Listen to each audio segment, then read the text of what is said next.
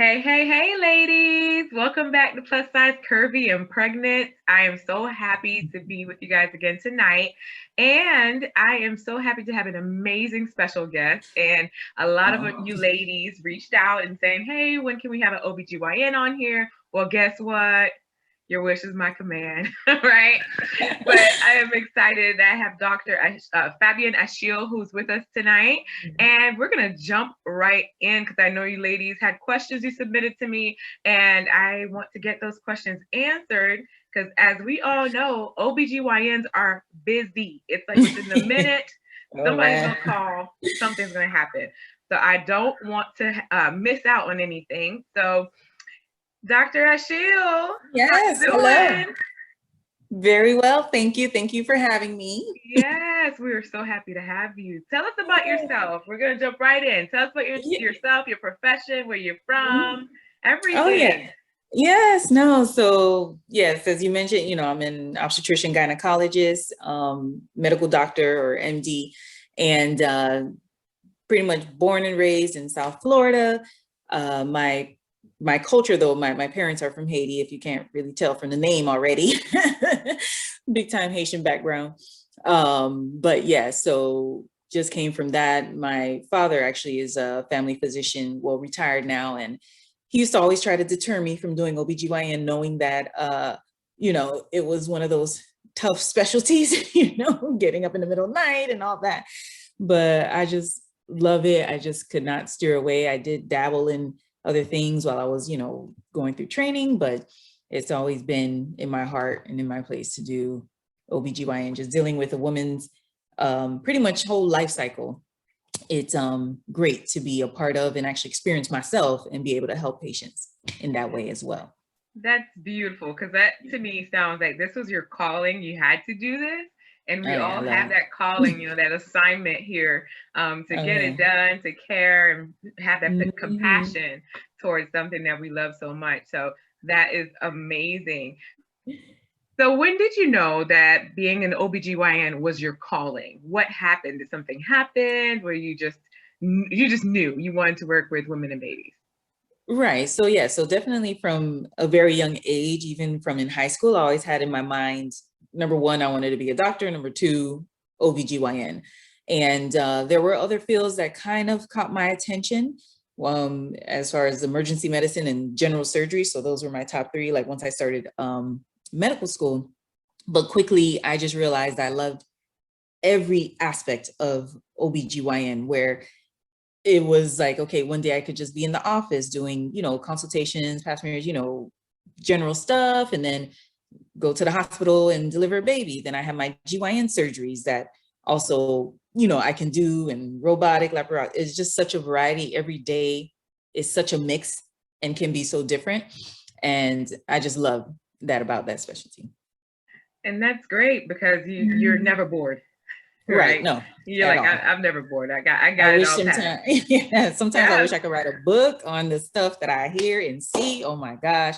But yes. Maybe you should. Hey, who wouldn't get a book? I mean, honestly, it's such an amazing specialty, and I always give my props to BGYN, medical doctors, because I feel like you give up a huge part of your life to be a part of somebody else's life for generations, Yeah. and people don't give you your credit past the 9, 10 months. So I always shout out that specialty because I feel like you really do. You give it all and you put it Mhm. all in, and Yeah, and yeah. and that's because you were called to do it, and doing what you love is not work. Yeah, exactly. No. Yeah. Yes, yes, yes. It's So always let's fun. jump right in. So this entire episode is talking about women's health. We're talking about the journey that we're on, which is the infertility journey. Right. So can you help us define infertility? Because we kind of have, our mom's thoughts on infertility, the world's thoughts, Right. but what is that definition that we should Okay. be understanding?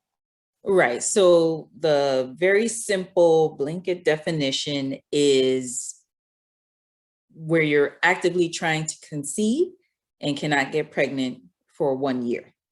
Okay, that's the simple, just straight definition. Now, lately, it's been where it's been divided into age groups, where anyone between 35 to 40 don't waste more than 6 months of actively trying, then you're considered to be infertile. And then after 40, within like 2 to 3 months, it's like, okay, if nothing's happening, you may want to go ahead and hurry up that REI consult.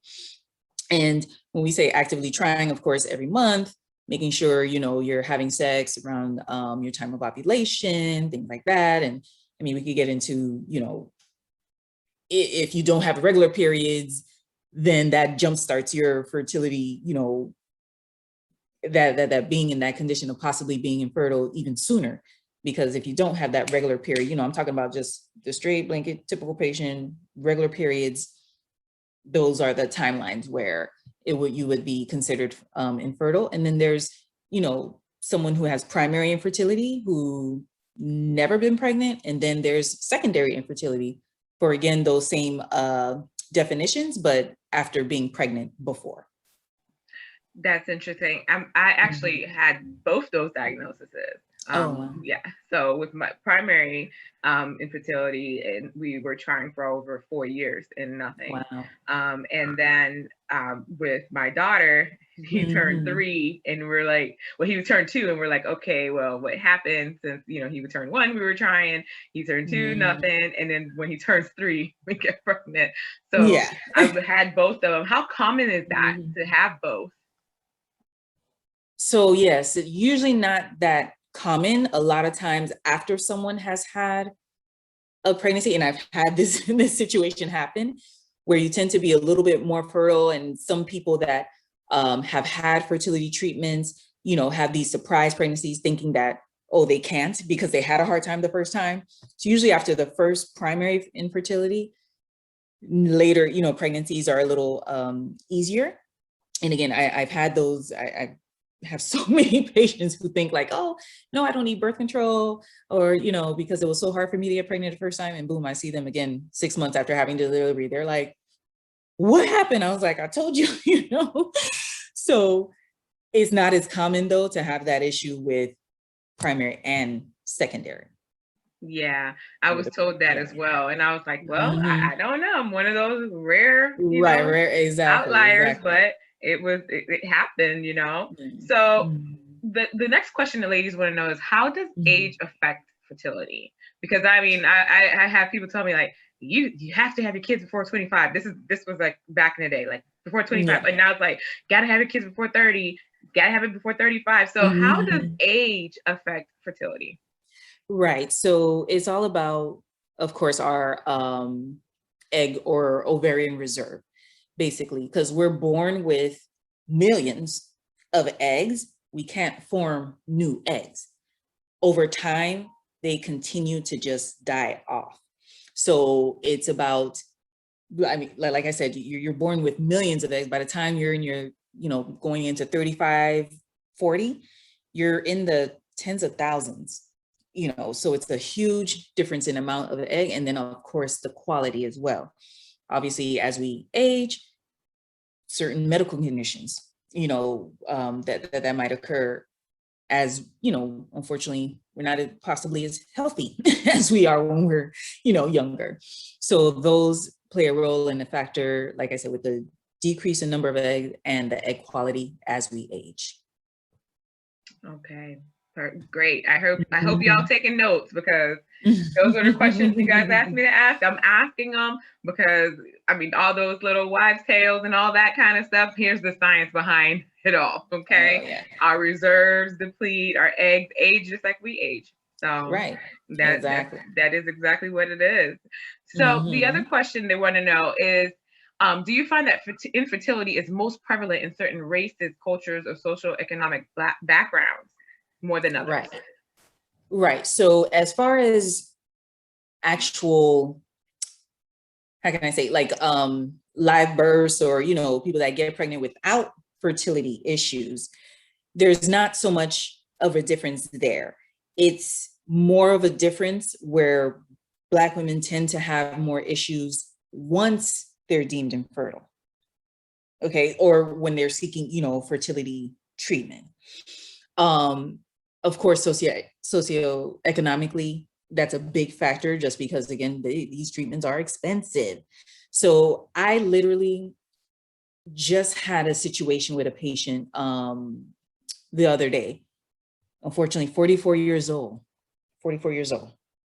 Black, never been pregnant, but getting certain treatments after I reviewed her records that just were, to me, futile, because she didn't want to pay, or she didn't have the money or the means, unfortunately, and held out, you know what I mean? So again, that plays a big, big role.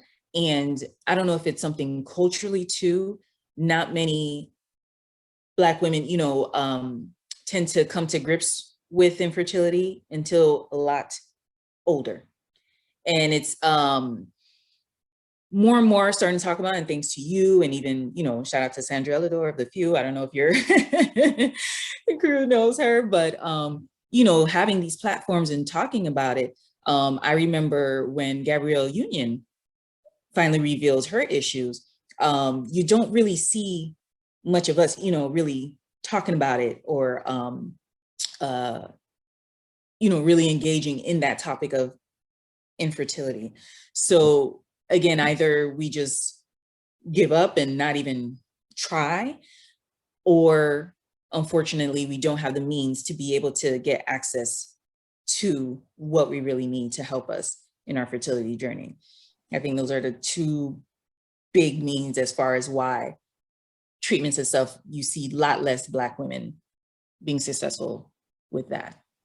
And I completely agree. I do also feel as if they are not educated about what options are out there. It's like, it's either you get pregnant or you don't. Where do I go from there? When do I go see a reproductive endocrinologist? When do I talk to my OB? So we tend to try to fix it on our own, right? By doing what we can and not realizing there's not that much we can do. We've been trying. And so, and unfortunately, our men don't like to talk about it either. They don't like talking about their stuff. So this reminds me again of a patient I had, unfortunately, again, she was a little younger, maybe about 35, but also had some fibroids and some other stuff. And of course, the husband kept saying it's you.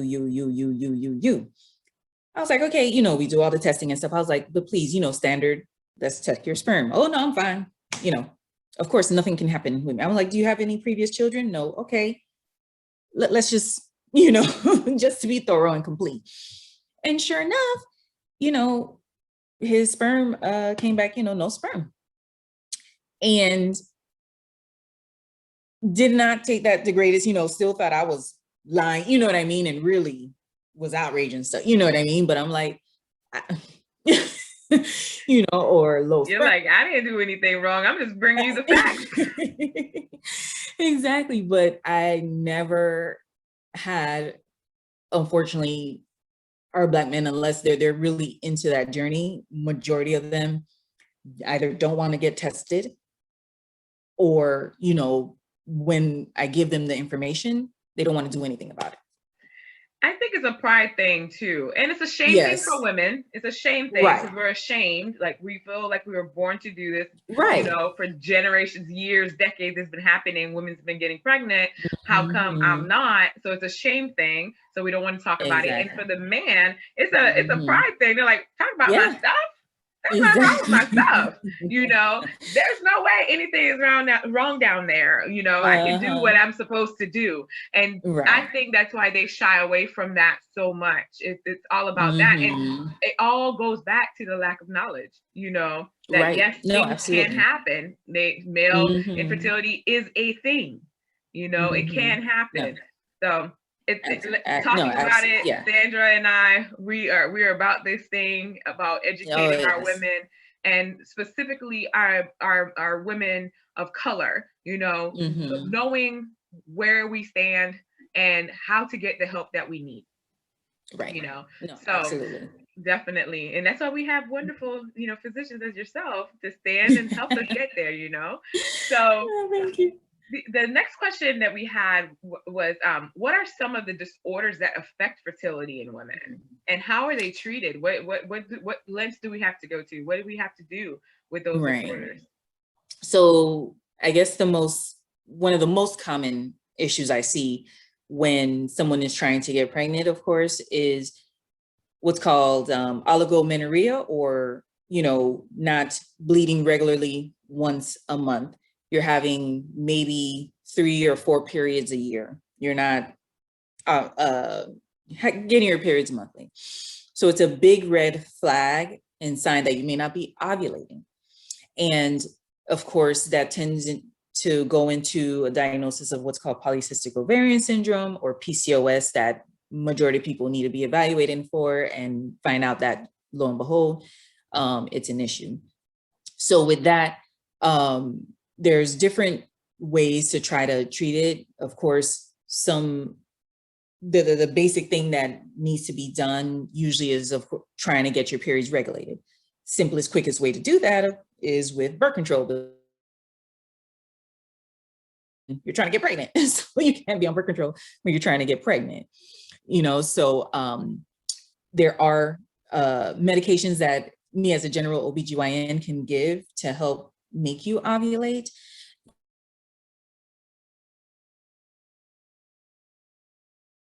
On who's a candidate for that. Now, that's, one general, disorder. Another that is a big one that a lot of people don't realize is actual prediabetes, or diabetes that hasn't been treated well. High sugars and pregnancy, or trying to get pregnant, do not mix. There's something where, even if you do get pregnant, it causes the biggest issue with malformations, where, especially spinal disorders, not being able to carry pregnancies, early miscarriages, things like that. And then, of course, you go into your hypertensive disorders as well, where those can also cause an issue with being able to not only get pregnant, but maintain a pregnancy. So those are your biggest class of type of disorders that can affect your fertility. Thank you for sharing that. Definitely, because people always wonder, like, what does sugar have to do with it? What does hypertension have to do with it? So it's all about that. Right. It's all about how it affects our blood vessels. We need to have good blood flow for the pregnancy, for the implantation, for the placenta, things like that, and those disorders affect, especially with the diabetes and the high blood pressure, it affects all of that. See, that's good to know, ladies. Take note. We have to make sure that our blood pressures are great, our blood sugars, getting those workups done, seeing your OBGYN as scheduled. I know a lot of women, we skip out on that because we're thinking that, oh, we're not ready to have a baby right now, or, oh, we're not trying. But it's so important to take care of our fertility health, our health in general, getting those checkups and keeping those appointments. So I'm happy she walked through that, because a lot of people don't know that hypertension before pregnancy can cause fertility issues.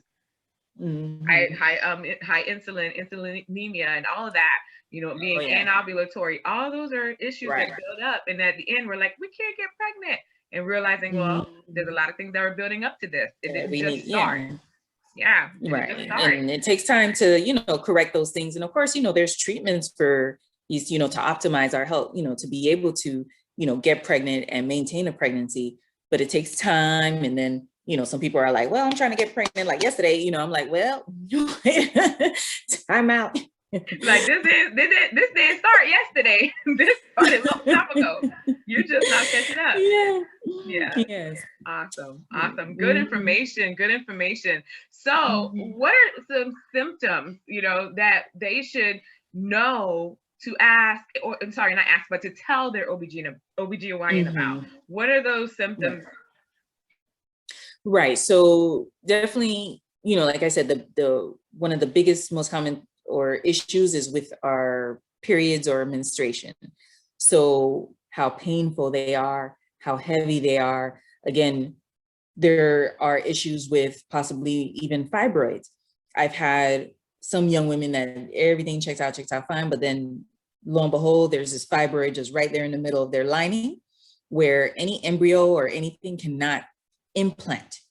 Even though everything is fine, you're getting your periods regularly, but even if you're having issues with like spotting in between the periods, that's important to know. Even so I found issues with polyps, or which is like soft tissue in the lining of the uterus that we can't see or feel on an exam, but we will further assess if you let us know. Usually I try to make a point to ask those questions because some people don't open up at all, so yes, try to make a point of letting your OBGYN knowing how those cycles are, if they've gotten heavier over time, or like I said, if you start skipping periods.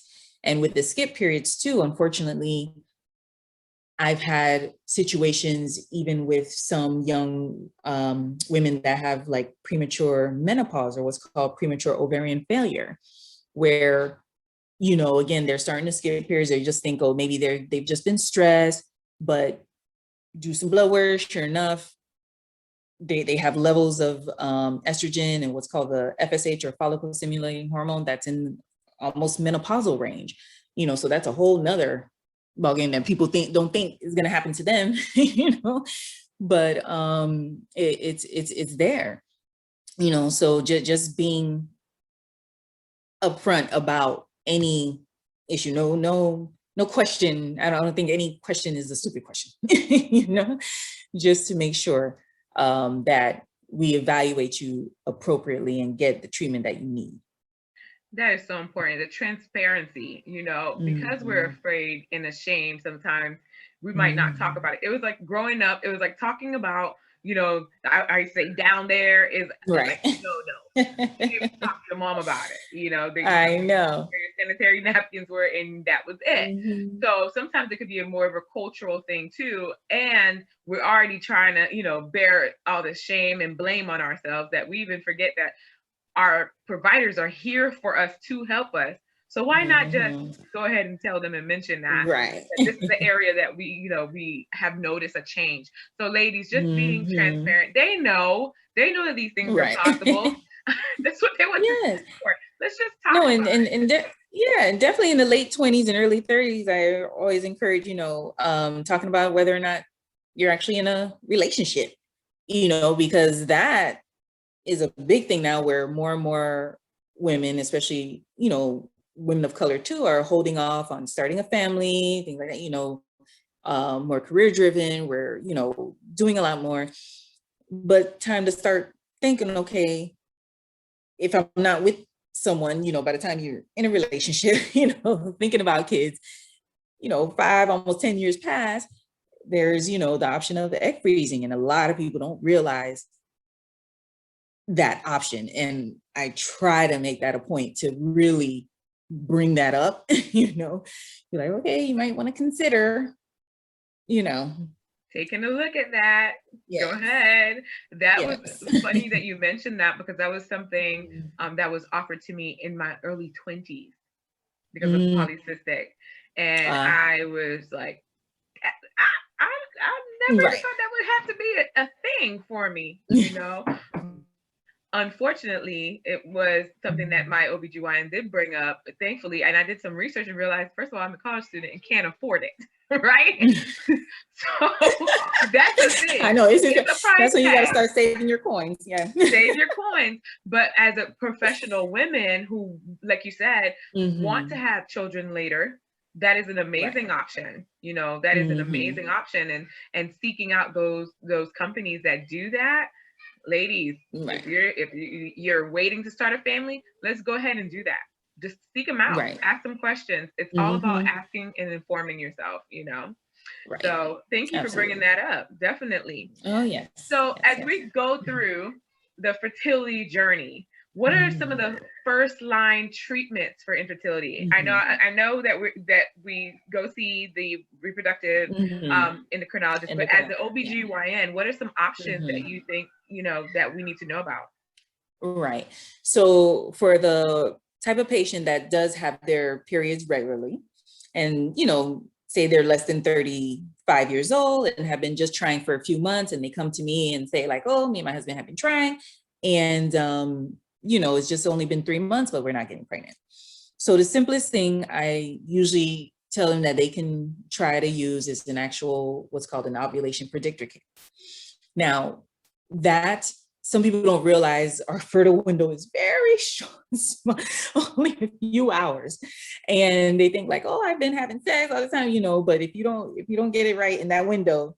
Right. I got tired of those tests, but she's right. She's right. It's just a few hours. Right, exactly. So yeah, so that's something that some women can try, and I definitely, you know, tell them just at least try to be consistent with that, maybe for at least 3 months. And in general, at least with my patients and my experience, I would say a good 80% of my patients are back seeing me pregnant, you know, just using the ovulation predictor, you know, which is, you know, like I said, less than 35 years old, normal, regular periods. Now, in the same age group, of course, as I've alluded to before, if you possibly have, you know, their irregular periods, and if you need to ovulate, then yes, there is an ovulation inducing medication, either Clomid, some people, you know, are very familiar with, or letrozole, which is a different one that more and more better works for people with true PCOS. And so, again, those are options as far as the general OBGYN, you know, like myself, can possibly try. And I would say a good chunk of I would say about another 50% of my patients get pregnant that way. And after that, of course, when I don't usually try to waste too much time in 35 plus, and it's funny how usually even someone in the 35 plus crowd, if they have regular periods, would just automatically think like, oh, just give me that pill that makes me ovulate. But I'm like, no. If you're ovulating already and I give you that, you're gonna like super ovulate. You could have quadruplets, quintuplets. No. More than you asked for. Way more. No, it don't work like that. You know, so that's the misconception some people have, like, oh, I can't get pregnant, automatically give me that pill. No, you should not, you know. So again, it's going to be assessing, you know, after that, if there's still issues, obviously there's tests that we do to make sure your tubes are open, you know, what's called the HSG or hysterossalpingogram, to make sure your tubes are okay. Obviously, you know, like I alluded to before, the man needs to get, you know, tested, you know, have a semen analysis and make sure all the plumbing, everything is okay in that regard. And then obviously after that, if you've been trying nothing, then yes, definitely that is the point where it's okay, let's go see the fertility specialist. Thank you for walking us through those steps, because a lot of us have seen our OBGYN and asked a lot of questions, and a lot of us have been on Clomid and several other medications to help with ovulation, and they feel like that's all that they can do is go take a pill and not, you know, get the whole picture drawn out, you know. Right. And there's so much more to the art of becoming pregnant. That's why I call it, because it's a step by step. Yes, no, because you need your tubes. Yeah, you need your tubes to be functioning. You need, you know, your eggs to be functioning. The sperm has to function. Your cavity, like I mentioned, if there's a polyp or a fibroid in that cavity, that needs to be removed. You know, there's all these other things that can be factors. Yes. Now I've had friends who've had fibroids removed and still unsuccessful pregnancies. What can you give them as far as advice, or what has occurred that is causing them to not continue to have it's causing them not to get pregnant, still continue to have difficulties with fertility? Right. So again, usually majority of the time, yes, the fibroids can be an issue as far as like blocking tubes and being able to have the implantation. Now, after that, and again, I've had patients that have the same issues. Sometimes they just end up, unfortunately, falling into that category of what we call, you know, unknown fertility, where it's like, okay, we checked off every box and did everything, and still there's a good 15% of people that we just don't know why. We just have no reason to give you. And it's unfortunate, you know, but it's a good chunk. Like I said, it's a 15% of the unknown infertility, despite doing everything. So yeah, so having, you know, surgery for fibroids usually helps to optimize, but unfortunately doesn't guarantee a pregnancy. Yeah, yes, unfortunately. Yeah. We'll do everything, I feel like, to get to I that know, place yeah. of pregnancy, you know, but sometimes we just have to step back and take a deep breath, look at the picture and see what, you know, what else can be done, what other options that we have to becoming a mother, you know. Right. And there's so many other ways to do that nowadays, right? Right. So a question came up and it said, what can we do on our own, like our health habits wise, to increase our fertility? And is there any vitamin regimens that you think we should consider, or some general things that we need to be doing to take care of our fertility health? Right. So definitely, you know, our fertility health is going to go in line with our just general health anyway. And again, you know, I talk a lot about the whole oligomenorrhea, PCOS, because that is the largest, you know, subgroup that really have the issue with the ovulation and or anovulation or no ovulation. So with that group, majority, say close to 80% of people normally have an issue with having midline or obesity or, you know, with weight. So sometimes I always tell people, you know, just like a 5% decrease or change in weight can mean a lot of a difference in our fertilities and ovulation and things like that. Just in general, exercise, cardio. It doesn't have to be, you know, CrossFit and all that, you know, crazy stuff. Just, you know, just 30-minute walking, you know, 3 to 4 times a week just helps with our cardiovascular health and keeps us in a better shape, keeping up with our immune system. Again, you know, multivitamins, even adding vitamin C, things like that can also help keep our immune system, you know, healthy, our whole body basically healthy, and can in the long run, you know, help with our fertility. Perfect. So ladies, get those vitamins out. So we said this before, sometimes just a $4 bottle of vitamin can be something that you need. Yeah. Just a multivitamin just to help boost some things. Why not? Why not invest in that $4 bottle of multivitamin just to help you out in that? Yeah, even calcium. Yeah, even calcium, vitamin D. I mean, I know. Well, I'm in South Florida, but even being in South Florida, sunshiny state, there is a high vitamin D deficiency, and some people don't realize, you know, so that's a big one that we need to be on top of and taking as well. Exactly, especially in our African American, Black, and you know, Hispanic population with darker melanin in our skin, we don't absorb, you know, vitamin D. And who actually sits outside? To be honest, you know, people of color, we don't sit up outside for hours. You know, we don't sunbathe. That's not our thing. We're trying to maybe even get the supplement in there, getting your labs drawn, find out if you're deficient, you know, all that, and then taking a supplement. And as well as adding foods that are, you know, higher vitamin D into our diet helps with that. So that's an important thing. Those little tiny things make a difference in fertility. All of it. Yeah. Tiny things. It just adds up. It helps. It does. It really does.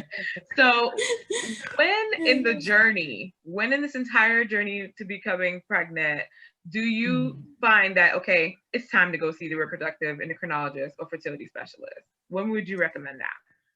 Right. So usually I break it down with the age groups. And so definitely a 40-year-old, like I literally try to waste no time with my 40 plus. Like 2-3 months, we're going to try on our own.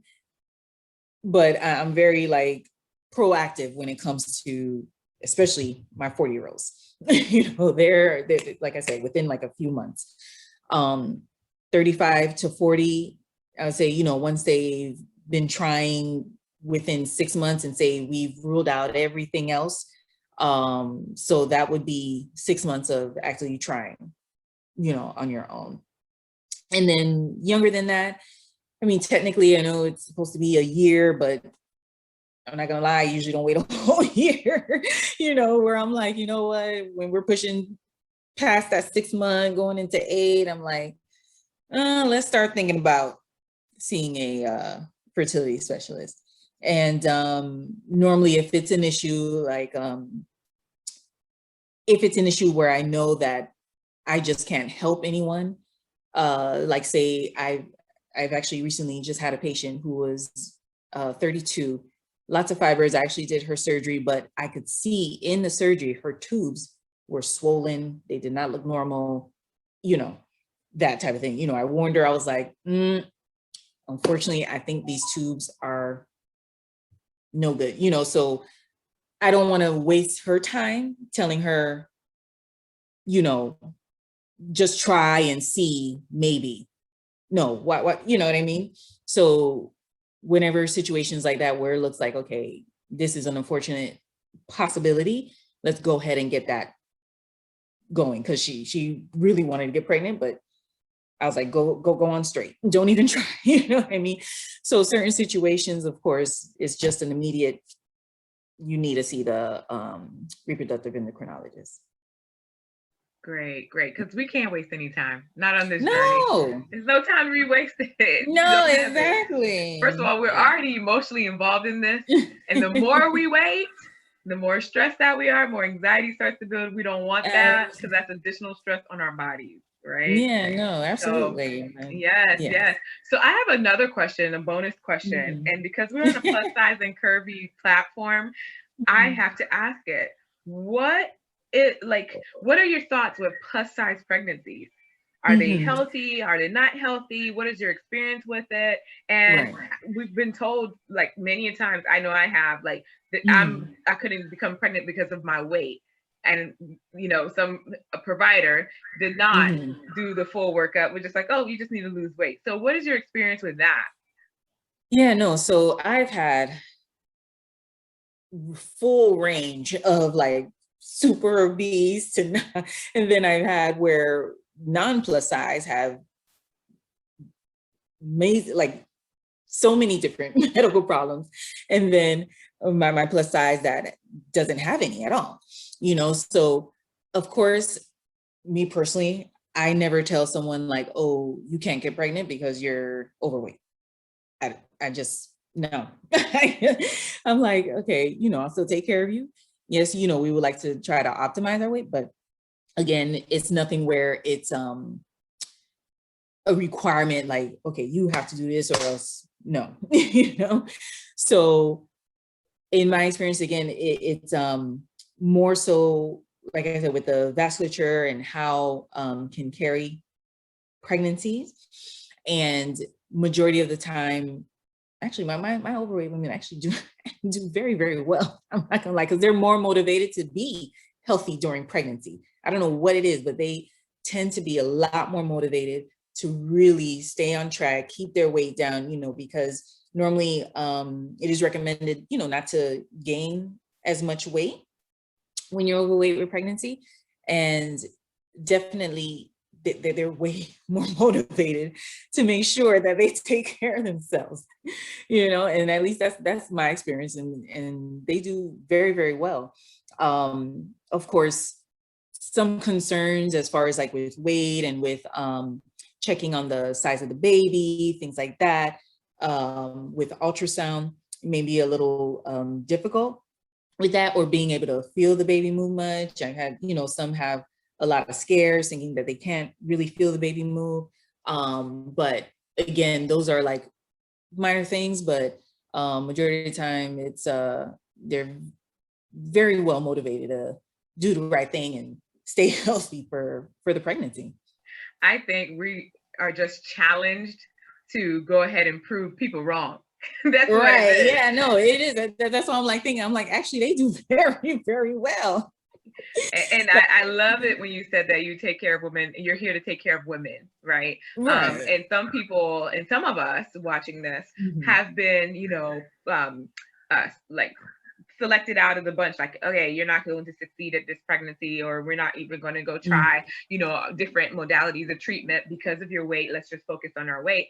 And that provider forgets that this is a journey to motherhood. Right. It's a very sensitive and emotional space. And, you know, there's a lot of shame and guilt that can come with some of their statements. So I mean, I'm just so happy to hear you say that you care for them, and we do well, ladies. We do well. Yeah, no. We do well. They do. I'm telling you, they be pushing those babies out like. Listen. Beast mode. That's right. Well, I think I've ran out of my questions for tonight. Nobody else submitted any more questions. You did mention endometriosis, right? We did mention endometriosis, and ladies, I'm going to actually have her speak a little bit about that, because some of our women do know that they've been diagnosed with that. And it is a very, very sensitive and complex disorder. So just gonna give you a minute to just talk about that, so they can catch on some information and put that in your little file folders for your OBGYN.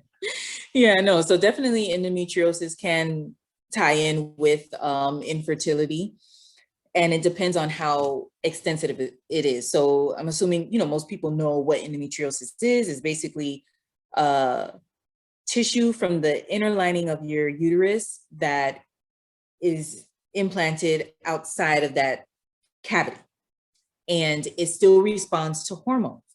You know, it doesn't know that it's not where it's supposed to be, basically. So it causes these implants, or it can cause tissue and scar tissue in your abdomen, and to the point where, unfortunately, some of that scar tissue could get around your tube, get around your ovaries, cause large cysts, and obviously, you know, a lot of pain around your intestines, bladder. I mean, you name it, it could really scar up your insides. And I definitely have some women that, unfortunately, because of it, because of, you know, the tissues blocking the tubes, that cannot get pregnant on their own whatsoever. You know, so a lot of people can have a lot of pain and know that they have it. And then there's some people that I've operated on that it was a surprise, because they never complained of pain, you know, nothing. I just thought, you know, I'm operating on a cyst or something like that.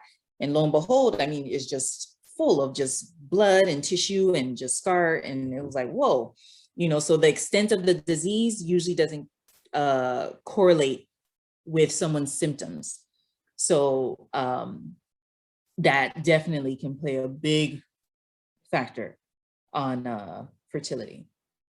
Yes, ladies. So if you have some of those symptoms that she's alluded to, maybe even just thinking that you just have some tummy pain, abdominal pain, discomforts, and all that kind of stuff, bleeding in between periods, all that kind of stuff, tell your OB. It's simple as telling them, and they will go in that direction, you know, and taking a look at that, especially if you are on the fertility journey. Is so imperative that you just open up and just talk. Dr. Achille, thank you so much for joining us tonight. No, really thank you. It was my pleasure. And y'all, she has to go because there's babies coming out left and right. Okay. Yeah. Yes. Well, thank you for coming on. And ladies, look forward to the final episode right after this one. And it's been great being on this journey with you guys. Have a great night. Bye-bye. Bye.